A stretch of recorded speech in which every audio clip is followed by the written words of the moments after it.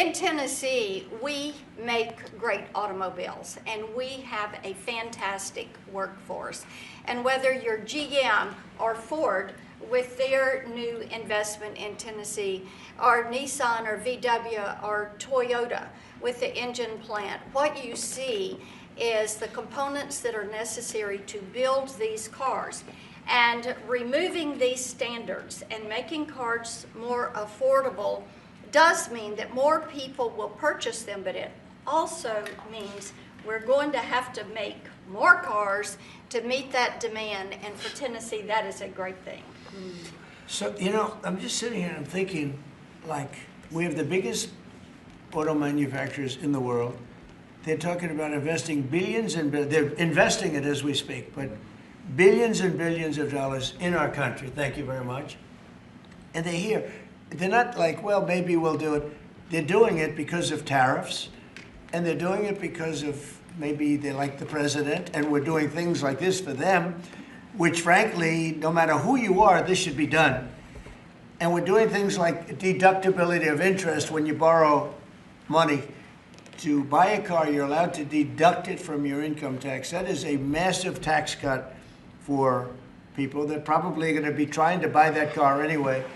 And I really think that that interest factor is going to be one of the biggest things. When I was proud of that because I thought of it, and it seems so simple.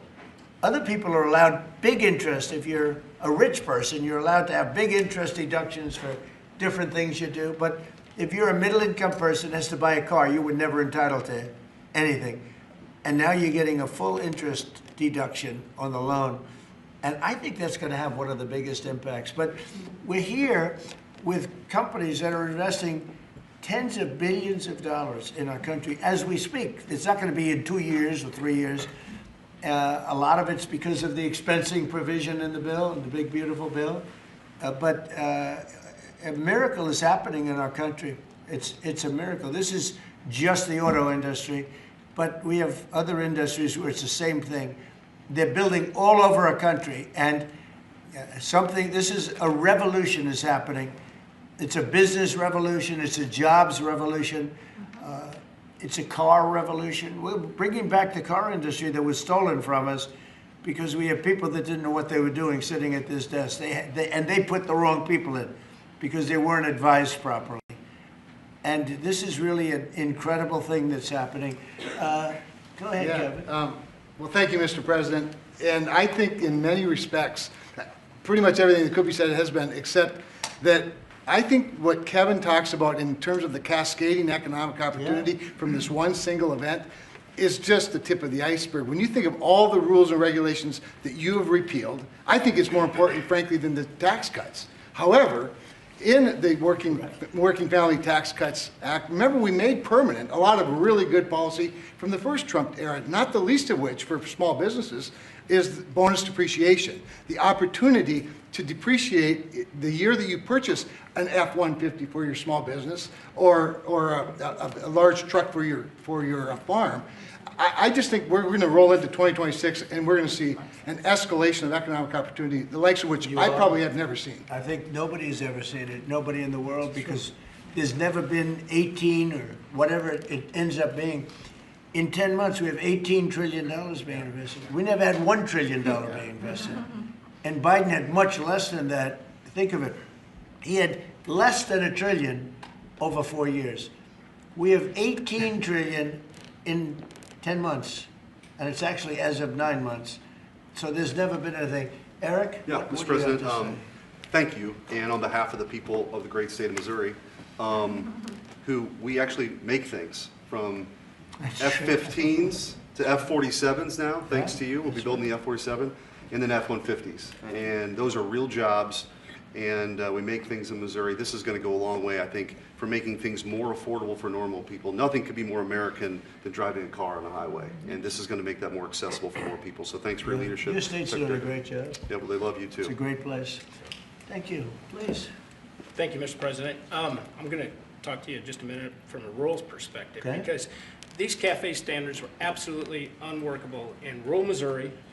We need vehicles that are practical and affordable and can haul for our small businesses, for agriculture, and it just simply didn't work. those CAFE standards didn't work. So I applaud you and Secretary Duffy for your hard work and what you're doing on behalf of rural America. Well, it was keeping a lot of manufacturers out of our country too. They said, we're not going to, are you crazy? They thought, outside manufacturers thought we were absolutely insane with all of the different things. That were just made up nonsense. It was like made up, it was really made up by people that hate our country. I really believe. Does anybody else have anything to say? I'd say about two quick things, Mr. Oh, President. no, Bernie, I didn't see you. Two quick things I think are really important. So the person who sat behind this desk before you gave $7,500 in subsidies to multi-millionaires who are leasing electric Rolls Royces, electric Porsches, electric Lamborghinis. We're getting $7,500 from the taxpayer. And these Democrats sit on this floor and say that Republicans are for millionaires and billionaires. We are the opposite of giving $7,500 to multi-billionaires to lease foreign electric vehicles. Number two, because of your policies, at the beginning of the year, 51% of the cars sold in America were made in America, 51% before you got sworn in.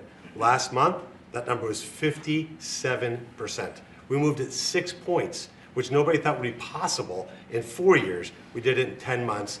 That's something that maybe the news should cover a little bit more. And we've driven down the price of automobiles. The car prices for consumers are down before you did. Just about everything is down. You know, this whole thing is, they use the word affordability. It's a Democrat hoax. They're the ones that drove the prices up. And all they do is say, affordability, and you're supposed to say, oh, that means they had low prices. No, we inherited the worst inflation in the history of our country. They say 48 years, but let's say that's history. I don't believe that. Biden had, because of his stupid ways and between his energy policies and his spending policies, we had the worst inflation in the history of our country. And now our prices are coming down, and they're coming down for cars, and they're coming down. I mean, did you hear yesterday when Chris Wright from Energy, the head of energy in our country, said there are now parts of our country, it's all happening, $1.99 for gasoline, a gallon. And we have it at $2.50, $2.60. It was at $5. And that's bigger than any tax cut we could give. You know, for the average family, that's considered bigger than any tax cut. So the word affordability, when they mention it, you ever watch them? It's all about, I saw the young lady that lost last night. She lost by a lot more than they thought. And we have a great new candidate in Congress, really great, Matt Van Epps. But I saw last night, she said, it's all about affordability, all about, they never talk about like the specifics. Right. Everything was through the roof. Eggs, when I took over, eggs were 4 times higher than they ever were. We got the prices down to the lowest level. Yep. I mean, amazing. But they never, you got to watch, they're great con people. It's like the Inflation Reduction Act. And after they got it approved, because everybody said inflation reduction, they admitted it had nothing to do with reducing inflation. It's a con job. I think affordability is the greatest con job. They look at you and they say, affordability. They don't say anything else. Everyone says, oh, their prices were so low. No, they had the worst inflation. We had the highest prices we ever had, and now they're all coming down, including beef is coming down. Beef was up there a little bit. Our ranchers did well, but we got to make them do a little bit less well, perhaps. But the beef is now coming down. Coffee is now coming down. It's all coming down. And it's a beautiful thing to see. But remember this, when they use the word affordability, they just say, they never say anything else. This election's about affordability, and then they go into the next subject. It's a con job. They caused the highest prices in the history of our country, the worst inflation in the history of our country, and we're getting those prices down, and they're coming down rapidly. And you'll see those results very soon. Anybody else want to say a few words? Oh, Ted, I can't believe it. I'm easy to miss. I didn't see It's very rare that I would miss it. Go ahead, Ted. Well, Mr. President, I want to congratulate you on behalf of everyone here for the leadership that you're showing. And this is a victory today for consumers. This is a victory for affordability. Your critics like to say the word affordability. Under Joe Biden and the Democrats, they put mandate after mandate after mandate on cars and trucks, and they drove the price up thousands and thousands of dollars. And with the actions you're taking today, and you put on top of that the one big beautiful bill, you know, most of the senators here on the Senate Commerce Committee, and on the Commerce Committee, we worked together to zero out the CAFE standards. We wrote that into the law that the CAFE standards went to zero.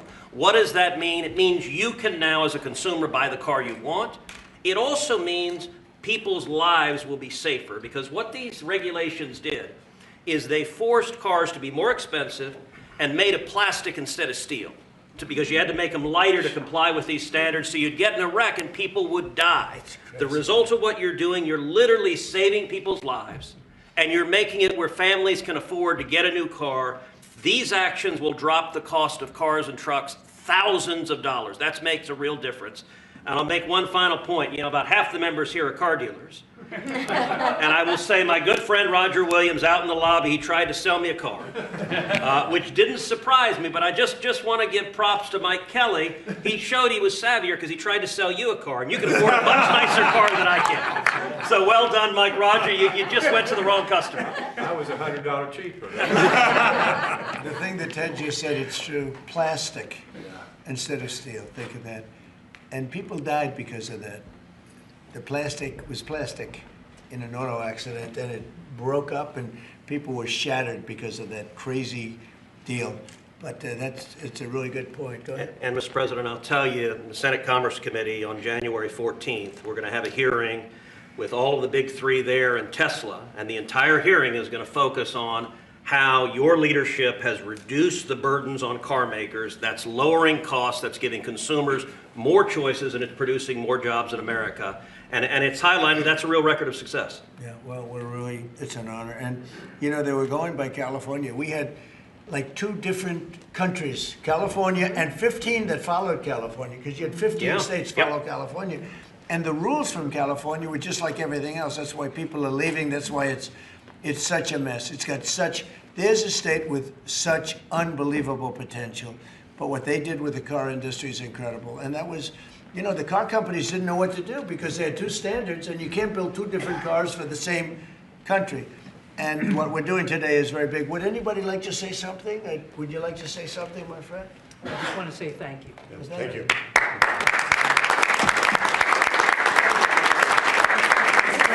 Brian, Mr. President, thank you. Once again, and we love you, Brian. oh, I love you too, Mr. President.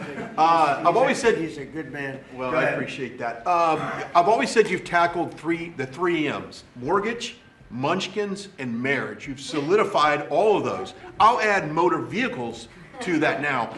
My question, I got one about consumer confidence. We just came off on the record high Black Friday, up 9.1%. Record high, highest ever, biggest amount ever purchased in one day. Yep. Which I think counters this narrative of affordability, because apparently the Americans are spending money. So I want to see, how do you view that for a consumer confidence being so high going into Christmas and going into next year? And I do have one for the auto group after you. Yeah, I just think that we have tremendous confidence in the country. You know, one of the things in terms of confidence, if you go back a year and a half, you know, it's amazing, we're like into 10 months already, but you go back a little bit before the election, because after November 5th, it started changing rapidly, even though we weren't running it until January 20th. But when you look back and you look at the enlistment of soldiers, people that wanted to join the military, the Army, Navy, Air Force, Marines, Coast Guard, it's like booming, it's all Space Force. But we had the worst recruitment in the history of our country. A year later, we have the greatest recruitment in the history. You can't even get in. Getting in is like getting into a top college that you couldn't get in. People want to be in the service now, and that includes the police and firemen and other things. You couldn't hire police, you couldn't hire anybody in the Army or the Navy. You couldn't get people in, and we now have gone from that to record recruitment. We're getting high quality people, amazing people, wanting to be in the military. They have a spirit now, you know, call it what you want, but that's part of it. But they have great spirit now. It's a great thing. Go ahead, ask your second question. Okay, my second question, I've got a lot of close family friends that are in the automotive business, own dealerships all across Southern California. They sent me a question to ask you. There's a thing called a mileage blocker. that is installed on vehicles. It's a type of a computer chip which alters the actual mileage driven on the vehicle, so that when you have a leased vehicle that's turned in, they're losing thousands of dollars. They've got to go chase down these manufacturers. What can we do to track down these manufacturers of this illegal computer chip that's really hurting automotive Have industry? you heard about this? Yes, sir. They're getting built in China, and most of them are coming out of Great Britain, sir. They're being distributed through China, through distributors selling them online through Great Britain. Yes, sir. Wow, that's not so good. What do you think? Look at that. Bernie, do you know anything about that? It works on older vehicles, and obviously, we got to do a better job of Yeah, making I sure think patrolling it's at the border. something, I've never heard of it. Very good. We never heard of it. That's pretty good. Mr. President, you released video of that first boat strike on September 2nd, but not the second video. Will you release video of that strike so that the American people can see for themselves what I happened? don't know what they have, but whatever they have, we'd certainly release, no problem. You know, we stopped, every boat we knock out, we save 25,000 American lives. So, That's right. And thank you. if you look at our numbers, the drugs coming in through sea are down 91%. I'm surprised there's 9%. You want to? I don't know who's doing the 9%, but it's down 91, and we're going to start very soon on land, and I'm sure you're thrilled to hear that. So Mr. President, on Release the Ukraine, full. Steve Witkoff and Jared Kushner were there last night with Vladimir Putin. Can you give us an update about those talks? It sounds from what the Kremlin is saying that they're not going to compromise. Can you tell us what you've... I don't know what the Kremlin's doing. I can tell you that they had a reasonably good meeting with President Putin. We're going to find out.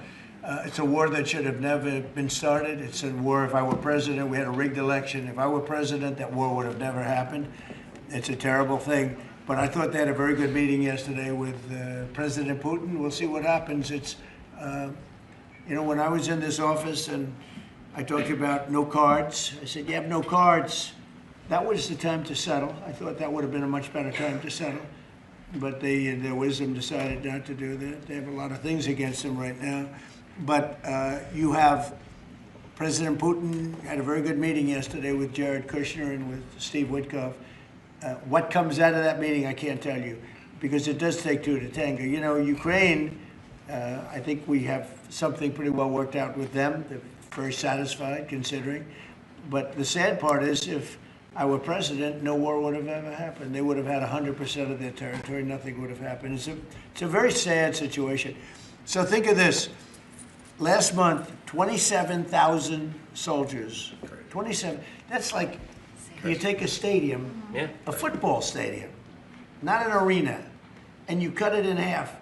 27,000 people died. Young, mostly young soldiers, died last month, in 1 month. And that's the only reason I'm involved. You know, we're not spending any money in the war. We're selling to NATO. We're not being ripped off like we were under Biden. Biden was handing everybody everything we had, giving them all the missiles, everything they wanted, free, no charge. So he had no idea what he was doing. They're paying top dollar, full price for everything. Goes to NATO, and then NATO distributes it. NATO pays us. So it's not money. We would all, I think I can speak for everyone behind here. The politicians I know and the auto manufacturers are good people. They don't want to see 27,000 people die for no reason whatsoever. And that's the only reason I'm trying to help. Yeah, please. Mr. President, switching to Venezuela for a second, have you checked back with President Maduro? I mean, is your pressure campaign working? And do you think, how's he responding to your demand that he leave the country? It's not pressure campaign, it's much beyond that, I think. But I spoke to him briefly, just told him a couple of things. We'll see what happens with that. Venezuela sends us drugs, but Venezuela sends us people that they shouldn't be sending. They emptied their prisons into our country. They sent us killers, murderers. They sent us drug dealers at the highest level. They sent us gang members. They sent us people from their mental institutions. They emptied their mental institutions into our country. And so did other countries, because we had stupid people running this country, really stupid people. And I think probably you had some stupid ones, and you had some smart ones, but they were bad people too. Because not all of them were stupid. You can't cheat on elections like they did and be stupid, okay? Mr. President, Did you talk to him a second time or just that one time? What's that? To Maduro, did you speak to him again?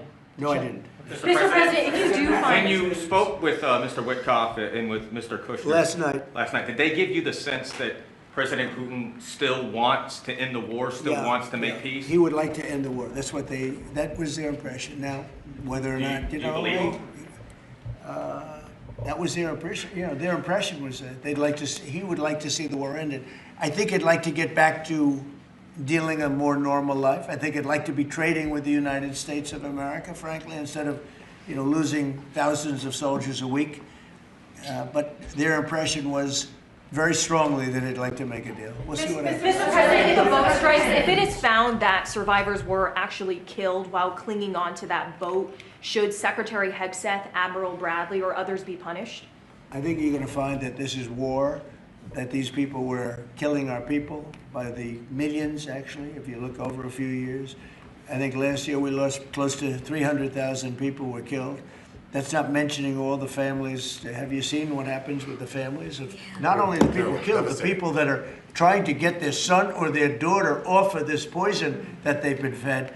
I think you're going to find that there's a very receptive ear to doing exactly what they're doing, taking out those boats. And very soon we're going to start doing it on land too, because we know every route, we know every house, we know where they manufacture this crap, we know where they put it all together.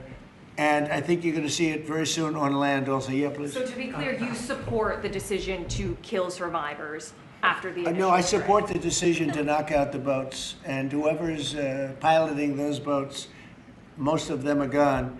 But whoever are piloting those boats, they're guilty of trying to kill people in our country. Yeah, please. The House Judiciary Committee has subpoenaed Jack Smith to ask about his investigation of you. I wondered, for a deposition, I wondered if you'd prefer to see that as a hearing so that the American public can see the questions and the responses more easily. I'd rather see it probably at a hearing. Look, Jack Smith is a thug. He's a failed prosecutor. He's a bad man. He's an evil man. He hurt a lot of people. Forget about me. I do this stuff, but I got indicted many times by a guy that they were dismissed. He's a bad guy. He's a sick man. There's something wrong with him, actually. I think Jack Smith is a sick man. There's something really wrong with him. I'd rather see him testify publicly because there's no way he can answer the questions. But Biden knew this was going along. Kamala knew it was going along. And there's a lot of things happening right now that they don't like. One of the things is the autopen. Everything he signed, almost, with the exception of the pardon of his wonderful son, Hunter, just about everything he signed was not signed by him. He had no knowledge of it. He didn't know what it was. People sitting around the beautiful Resolute desk knew exactly what it was. And those people are guilty, in my opinion, of a major crime. Everything that was signed by that autopen, the man operating the autopen, and I'm sure there are more than one because I think some of the people can operate it themselves. Some of the high-level people operated themselves. They would just go in and sign his name with an autopen onto very important documents, not only pardons, but policy, maybe CAFE standards, okay, as an example. Who signed CAFE? If you ask Biden what's a CAFE standard, he would have absolutely no idea. He'd say, where is the CAFE located? The guy didn't know anything. Look, that just shows you what a rigged election can be, but you understand what I'm saying. Thank you. You've had conversations with... I did, with Jensen. Right, so... Smart man.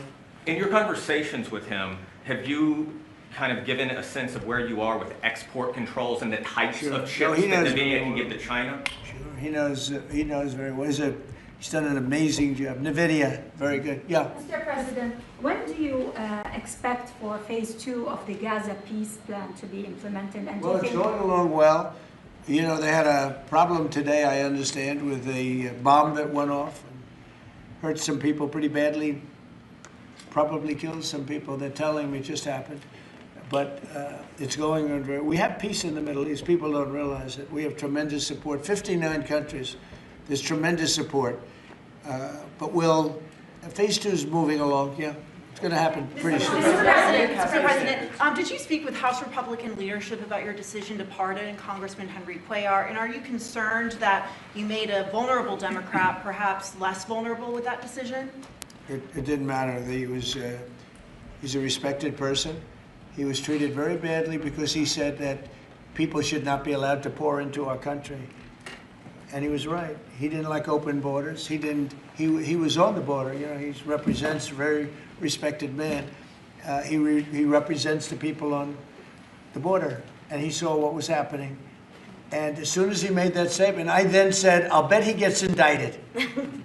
And that's what happened. You know, I put out my truth from that. Well, I did a truth, wonderful truth. We love truth. But what happened is he got indicted for speaking the truth. And his wife got indicted, Imelda.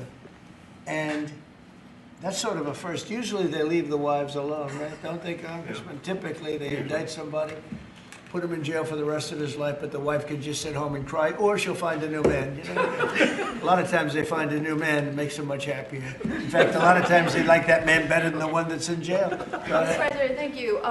The mayor of Minneapolis, Jacob Frey, is saying that he's actually proud to have the largest Somali community in the country, and his police chief. Well, then he's a fool. Well, his police chief is also I saying wouldn't be proud to have the largest Somalian. Look at their nation. Look how bad their nation is. It's not even a nation. It's just people walking around killing each other. Look, these Somalians have taken billions of dollars out of our country.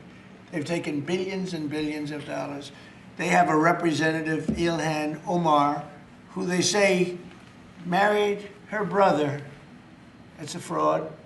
She tries to deny it now, but you can't really deny it because, you know, it just happened. She shouldn't be allowed to be a congresswoman, and I'm sure people are looking at that. And she should be thrown the hell out of our country.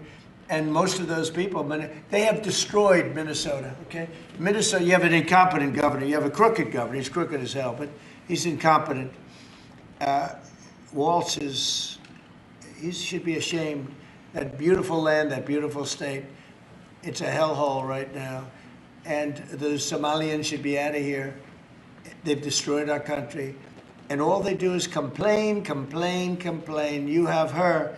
She's always talking about the Constitution provides me with, go back to your own country and figure out your Constitution. All she does is complain about this country. And without this country, she would not be in very good shape. She probably wouldn't be alive right now. So Somalia is considered by many to be the worst country on earth. I don't know. I haven't been there. I won't be there anytime soon. I hope. But what Somalia, what the Somalian people have done to Minnesota is not even believable. It's not even believable. And a lot of it starts with the governor. A lot of it starts with Barack Hussein Obama, because that's when people started coming in. And you have to have people come in that are going to love our country, cherish our country.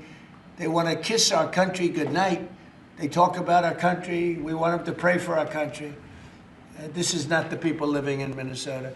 And she's a disaster. She should not be, and her friends shouldn't be allowed. Frankly, they shouldn't even be allowed to be congresspeople, okay? They shouldn't even be allowed to be congresspeople because they don't represent the interests of our country. Anybody else? Mr. President, the automakers spent billions on meeting the Biden EV rules. Should they be able to recoup that somehow, given the change? And there's a question about the doing it. No. I'm not letting them recoup. They're going to do just fine. You know how they recoup? From this point forward, they'll do very well. Can you also talk about the USMCA and what you're thinking about renegotiating that with the automakers? Well, we're you know, that's just an ongoing thing. It expires in about a year, and we'll either let it expire or we'll maybe work out another deal with Mexico and Canada. But look, Mexico and Canada have taken advantage of the United States, like just about every other country, in all fairness. It's not them, I'm not blaming them. But every country, because we had stupid people running our country. We had a lot of stupid people running. That's why we have $38 trillion in debt.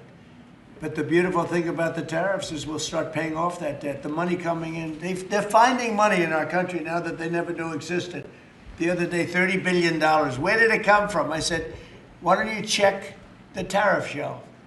They said, sir, that tariff hasn't started yet. It doesn't start till January. I said, no, it started 2 months ago.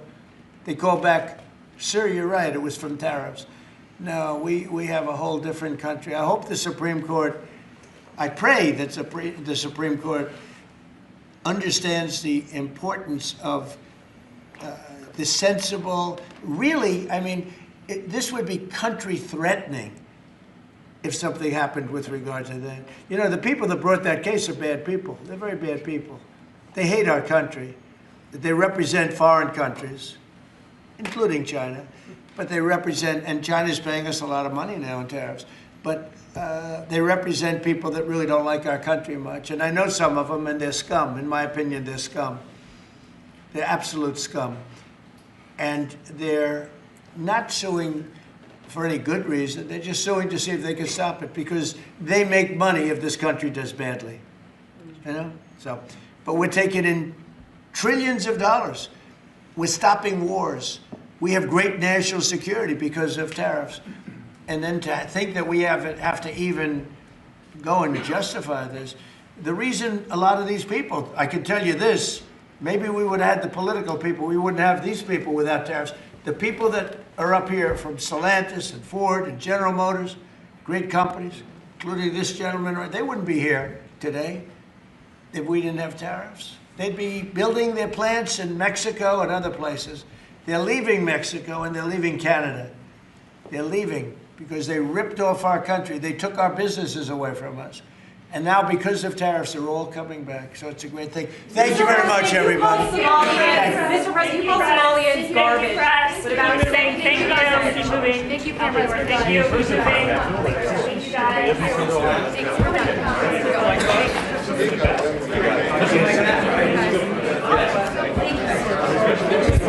Thank you so much.